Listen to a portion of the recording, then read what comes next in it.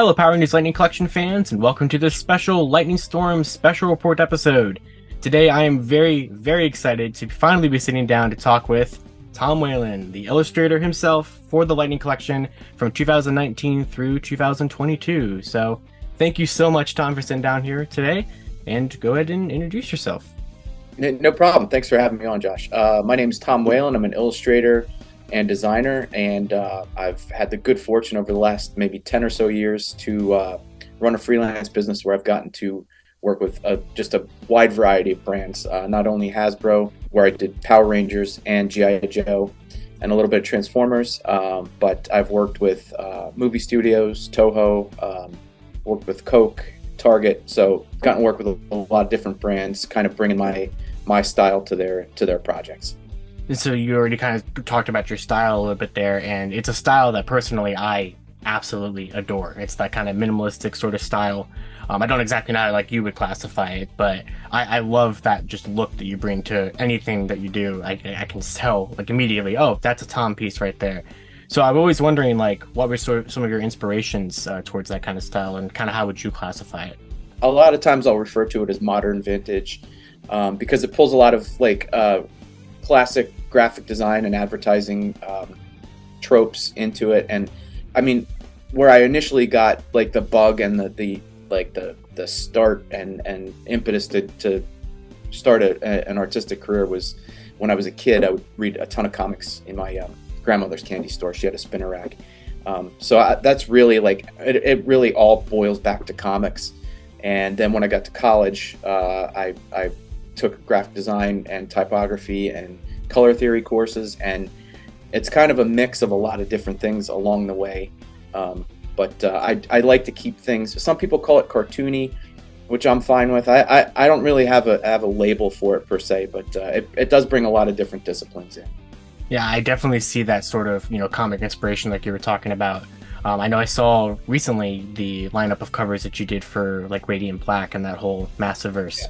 Those look really cool, so I love that. That's been really fun to do, and it's neat kind of like Kyle Higgins, the creator of that universe, kind of as he kind of brings new books into that sphere of his world. It's neat to kind of add on to that series. And I know that because I've seen from your website and everything, which is awesome, by the way. I love that you post all the art on there, especially like you did for Lightning Collection. You had like that whole dedicated page. But I've seen on there that you've done, different Tokusatsu and Kaiju related works like Godzilla stuff, Ultraman stuff. So I assume this has always been like an interest of yours for a long time. Yeah, definitely. It's funny because I've been a huge Tokusatsu fan since I was a little kid, starting with Godzilla. And we didn't have cable growing up, so my aunt would tape, like a VCR tape, the old Godzilla movies for me, and I would just watch them over and over again. And then I got into Ultraman a little bit, but by the time Power Rangers hit, like in the early 90s, hit here, I was in college, so I just never connected with them at that time. But it's fun getting this assignment from Hasbro and kind of digging back a little bit and just kind of trying to. I know it's been around for 30 years, but it's fun kind of like going back and digging through it and realizing just how long it's been going and how long it continues to go. But it was fun kind of jumping in something that was pretty much in my sphere of interest, but I had just kind of not had a really great knowledge of it before the assignment. That's great. Yeah, I mean, like you said, there's a huge history out there of so many different things, so many monsters, villains, rangers. It is, yeah. There's a ton of stuff to do, and it was cool because I got to see that kind of just like looking at some of your artwork and stuff that you actually did a Power Rangers piece for this Nicktoons Calendar, I think it was, like 10 or so years ago for Power Rangers Samurai. And it's a little bit different than like how the Lightning Collection artwork looks like. But is there anything you can tell us about kind of how that came about or what that was about? It's funny you mentioned that because I had forgotten about that project. That was one of my first like big freelance gigs because I was working for about 12 years as an illustrator for a medical publication, and we got to do a lot of editorial work. So it wasn't necessarily just like cutaways of hearts and lungs and stuff. It was a little bit more like magazine conceptual illustrations to go along with these articles. As that job dried up, I started to start a freelance business, and that was one of my first assignments, doing that Nicktoons Calendar.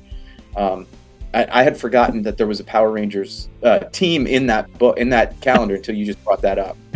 Yeah, I was looking through it, and I saw like SpongeBob. I think there was like Fairy Odd Parents, and even Everything some older stuff too. So yeah. And it means a lot to me seeing that too, because like Samurai was my introduction to the franchise. Okay. So seeing like an artwork like that for that in your kind of style, I was like, oh, that's really cool, because like that's my first team. With So Samurai, having that. So if that calendar was I think it was 2011. Samurai, is that when Samurai was initially airing? Yeah. Okay. Yeah, because it was Samurai was 2011 and 2012 with like Samurai and Super Samurai, so that whole era. But yeah, it was just really cool to see that from just like so long ago. It's almost like it's like destiny for you to work on Power Ranger stuff or something like that. Yeah, like an of what's to come. Yeah, exactly. Yeah. And of course, kind of diving into that here, of course, the big thing we're going to talk about is your work on the Lightning Collection, because that's kind of, the main thing that I cover and everything. As you might have seen, I have a whole little stack of Power Rangers Lightning Collection stuff that you did. I kind of tried to bring a little bit of all of the different examples of stuff that you did there. So, of course, I have to ask, how did you land the gig with Hasbro for the Lightning Collection?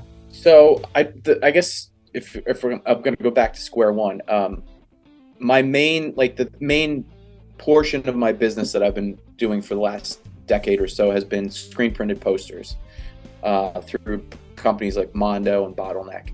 And a lot of those companies go out and get licenses from studios, and then I'll create a poster, and then I will be able to, as part of my deal, get a stack of posters to sell. So that is just a background on how that portion of my business works. So if I'm remembering correctly, there was an art director at Hasbro who collected my posters, and he had my stuff on the walls in his office, and he needed some style guide work for Transformers probably about 6 or 7 years ago. So it was all stuff that was done kind of behind the scenes. It was never public facing, but it was, I guess, to kind of internally brand that phase of Transformers. So I did the work for him, and I think it was about a year later, he got back in touch with me, probably around the time that Hasbro acquired Power Rangers, and asked, like, he was in charge of like coming up with a few different looks for the Lightning Collection, what turned into the Lightning Collection. So he hired me to basically put my look on a packaging, and mine was the one that was picked. So that was it's still the longest term project I've worked on as a freelancer, because it went on for, I mean, you can probably tell me, but I would think like 3 or 4 years. Yeah, it was like basically 4 years. Yeah. So he did the packaging layout. So it was basically like he came up with the layout and all the where everything sat, and then it was up to me to do the character illustrations. And once we got rolling, it was a really smooth process. Like, they would hand off the lists to me, and then give me some time to work on them. It was a really fun assignment.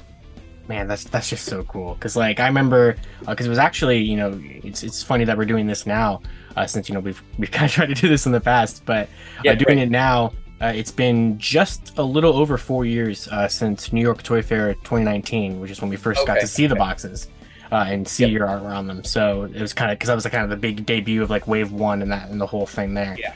So it's just been such a I love I break down boxes for like other toy lines and stuff that I collect, and I can't bring myself to break down these boxes because they're so nice. Yeah, of course. And it was so great to see all the different things that you did, like weapons and like special boxes, and we'll kind of get into that in a little bit. But like standalone releases and everything. But like, I mean, here's the one that started it all. So I had to buy an extra one just because, So the original, the OG. Exactly.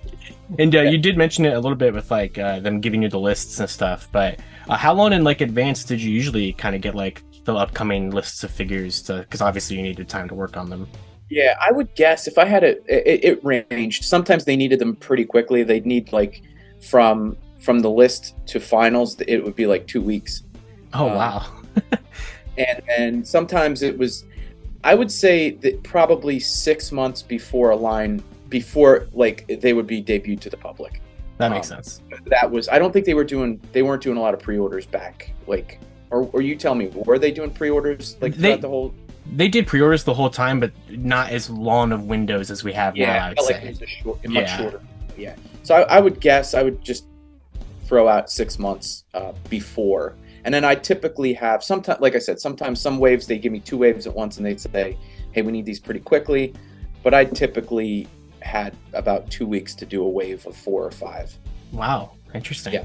So when you were doing that whole kind of process, like, did Hasbro like give you assets, or did you kind of have to like search out for things on your own, or how did that kind of work? At first I had to go out and just basically scour the internet and try to get a feel of what the costumes and the monsters were a lot more challenging because there's just so much more detail on them.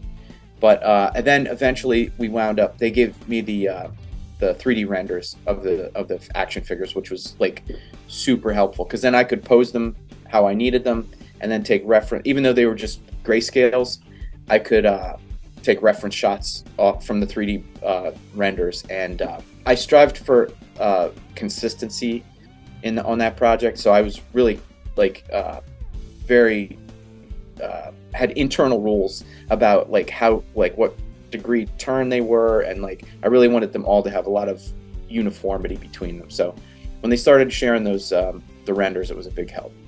I didn't even think about that, but that makes like a lot of sense to be able to actually like pose it and see it. That's great. Yep. It was good to have the renders for like the side facing views for like the special series.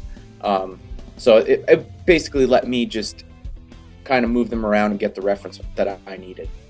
I'm really glad that you mentioned about like, you strived for, consistency between the teams and everything, because I know that's something that's really important to just Power Ranger fans, of like, you line up all the boxes together or the figures together and they all match, because it's a team. Yep. So I'm really happy that that was something on your mind, and it showed. I mean, it showed in the artwork the entire time that it was something that you were going for.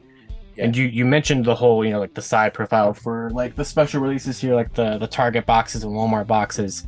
So since those were kind of a special kind of case that they did for like just certain figure releases, is there anything you can kind of tell us about like how those came about that were a little bit different, since it was kind of a special thing? Right. Yeah, so they were promotions with Target and Walmart that like they would I think they had like first access to, like Target would have the way that way first before they went to general release. So they came to me and said, what can we do to like make these have like a unique look so that they'll be collectible in that form, and then it'll be the same figure repackaged for general release. So I think we went back and forth a few times, but we eventually settled on the side portraits, which was great for me because I could keep the same rendering style. It's just a different angle on the character, and for me, it feels like it's still part of the series, but it sets it apart a little bit. And then I think the 2-packs, whenever we had a 2-pack, we had a side facing so that it looked like they were staring at each other from across the box. And then I'm looking at the Blue Ranger up in your screen. Yeah. I know we did the hollow foil packaging for those, which was really made, set those apart too. Oh yeah, absolutely. I mean, because the Spectrum series from Target and the Power Pop Arts for Walmart were just really cool to have, especially that box that they did of the 4 Walmart ones, because you have the individual figures inside of there and everything. And it's just a nice, like, not really a poster because it's a box, but it's a nice, just like really cool display piece to have of that artwork. And I really like it. That was kind of the MO on that, was to have like just a big piece of art that you can present, which also happened to be the box holding all 4. Yeah, I think they did great with that. And I mean, you even did like we talked about a little bit, but like you did like weapon boxes and the helmets and stuff like that. So you really did it all, and it helped make a very nice just like brand cohesiveness together of all the artwork matching for the line. You knew it was a Lightning Collection thing when you saw that kind of style. Yeah, I really liked that. Yeah, that was a big deal for me, and I get OCD about when I'm doing, like, I just started a new series of posters for myself, and like I even on the first one, I have to set the parameters and the rules, and it was very rewarding to see the Lightning Collection carry out for so long, and it allowed me to like carry out a long-term plan that I had, at the beginning of the project. And kind of speaking towards just all the different art that you did, and with some of the short turnaround times that you had, there were some artwork pieces out there. Like I can think of, for example, like the Black Ranger. He had the Dragon Shield release first, and then his regular release. So when it came to the regular release, where it's pretty much just like the Black Ranger helmet you did before, on like basically a photoshopped different color Red Ranger body. Did you actually like go ahead and make that a brand new piece, or was that kind of? I mean, I'm sure it wouldn't take too long to kind of piece that together, or did sometimes they kind of just do that? Now, most of the time, I'm really thankful that I got to do almost all of that, save for like one or two. I work in Illustrator, so we got to a point where when these were coming like so fast, there was a couple years where they were just like, I may have done, I think there was over 100 all told, but there was some times where I would turn 8 around and then they'd be ready with the next 8. So it was pretty quick at one point. So we came up with a system where if there was like a tiered pricing, we came to, instead of it being the same price for monsters and same price for rangers, if it was something that I could pick up and adjust or a color swap, there was different like tiers of pricing that like if it only took me a few hours to piece something together, I would put it together and make sure the colors were consistent. That was another thing. Like I used the same reds throughout the whole series, and that's from each iteration of Power Rangers. I tried to make sure it was the same reds on the box, and the Red Ranger was always the same reds, and the Green Ranger was always the same green, so that there was consistency along that too. So some stuff was a lot quicker.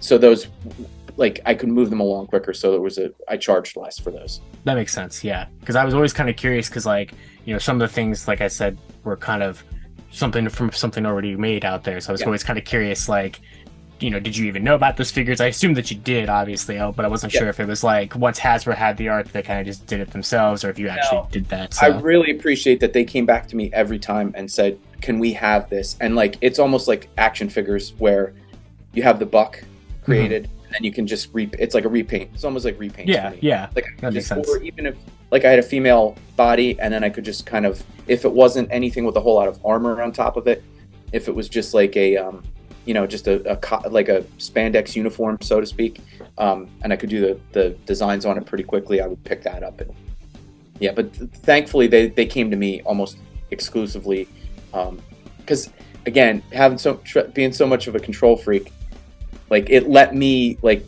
really like dial in all the stuff. And I know I read, like I watch your show, and I read I see all the Twitter posts and stuff. I know some stuff was a little bit off. Yeah, I mean, it's going to happen when you have so many that you're doing. And it's like, and I think you were on at least one time, one of the events that they do, the live stream events and stuff. Yeah. And I think you were talking about the TMNT artwork that you did for the collab series.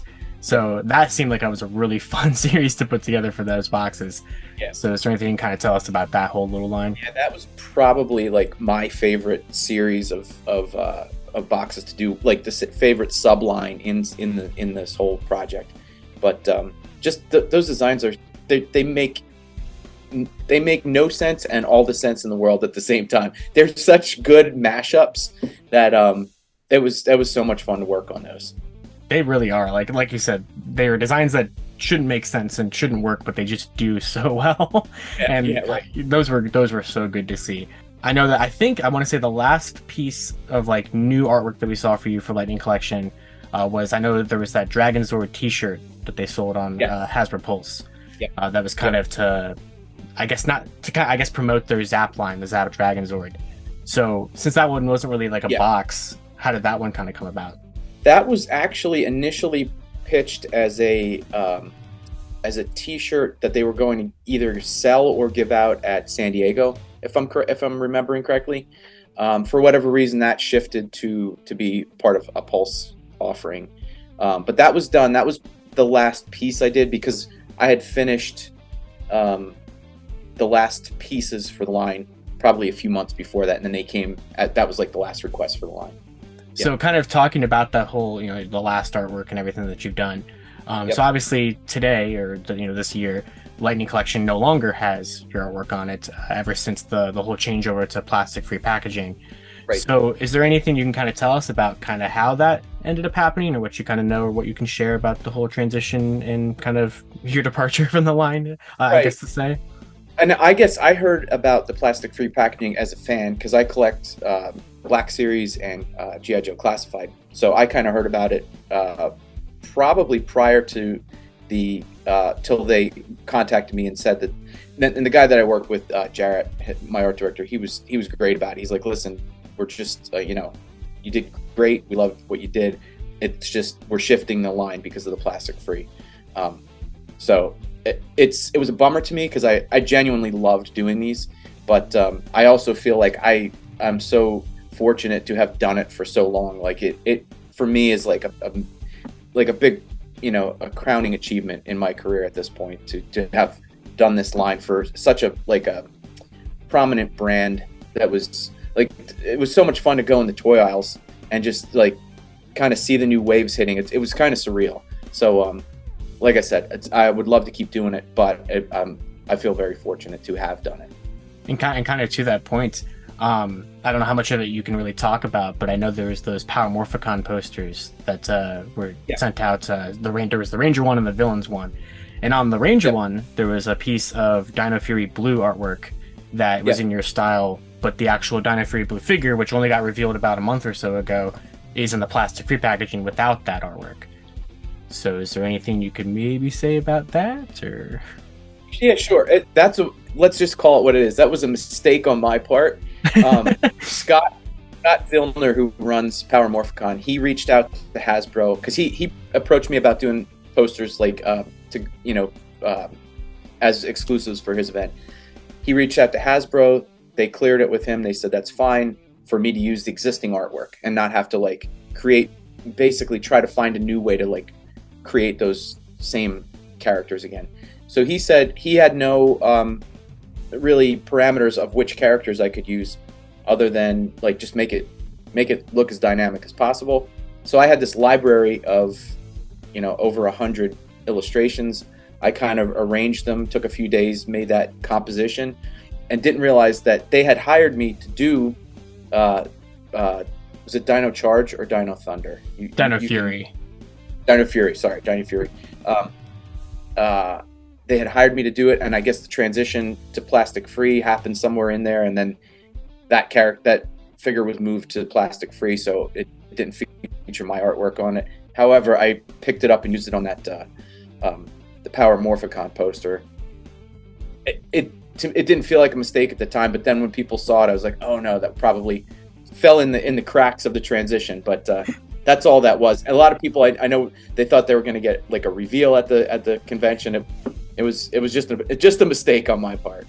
It's just kind of funny because I know that was a figure that had kind of been somewhat rumored at the time, because you know how these things kind of go. we kind of find things out. You get 3/4 of the line, you figure, or the series, the other ones are coming. So yeah, exactly. One of the biggest kind of complaints that people have or fans have about the Lightning Collection with the plastic-free packaging is the fact that we have teams that have 3/5 or 4/5 or whatever it may be of the team done in your style, and now we have the final members not matching, and that's just kind of an unfortunate thing. Because it kind of does break up that whole sort of consistency and display that we were talking about earlier. So it's just definitely, it's an unfortunate thing, but it happens. That's how these things go with business stuff. So it is what it is, basically. That's exactly how I categorize it. I take almost all my stuff out of box, so that doesn't I understand the concern about it. For me, it's not as a collector, it doesn't bother me, but as somebody who strives for consistency, I can understand how if somebody's keeping them in the box, they would like them to kind of have that. It's just an unfortunate side effect of that decision. But I think that's kind of the main things I wanted to sit down and ask you about here today. So before we kind of wrap it up here, is there just kind of anything you want to tell the Power Rangers community, or anything else about your time in the line that you would like to share while we have this little forum here? Yeah, I would like to thank everybody, all the fans, and there's the outpouring of support for what I did on the line, and just the sheer amount of engagement every time I would post something. And I still think I have a few more that I have to post to kind of end the series on my site. But I really appreciate all the support and the excitement that fans showed to me.